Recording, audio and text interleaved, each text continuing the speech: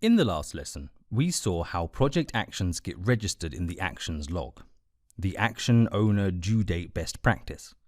Comprehensive monitoring and control ensures project actions are performed in a timely manner in order to avoid problems.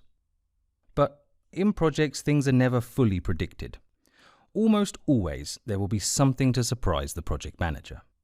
An actual problem that impacts the project is called an issue. Let's say in the earlier example, the CFO refuses to approve the additional budget for the accounts of the vendor employees. We have an issue, and it needs to be registered. Most of the fields will be the same as in our actions log.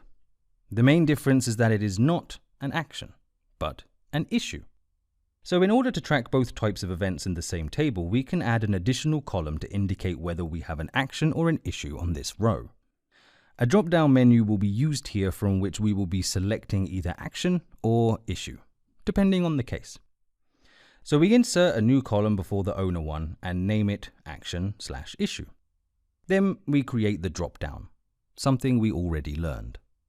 Select the cells under the title, select data from the main tab and then data validation. A pop-up screen appears. Here in the settings tab, there is a drop-down menu under the allow menu. Select list. Below you can see a new field has appeared, source. You can type the values that you want your list to have. Click OK. Ready.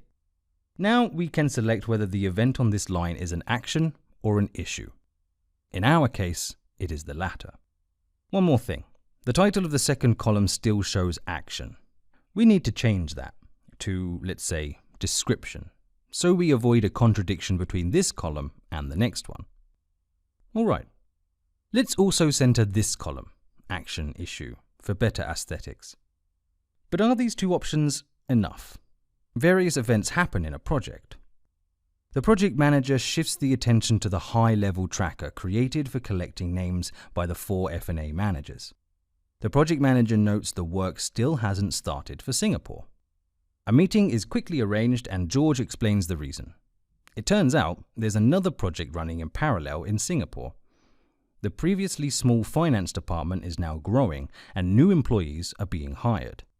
The project team there is still working to determine the new roles and responsibilities in this department. Hence, George does not know the exact names to be provided in the list. The input for a deliverable in your project is dependent on the outcome of another project. This event is called a project dependency. We will perform the same update to our log, so we can capture also dependencies. We select our drop-down cells range and go to data validation. Here in the source field, we add dependency as an additional possible value for the drop-down. Ready. Now we can also log this event into our document and update the title of this new column. Action, issues, dependencies. A, I, D. Our project manager is doing a good job so far with the documentation of project events.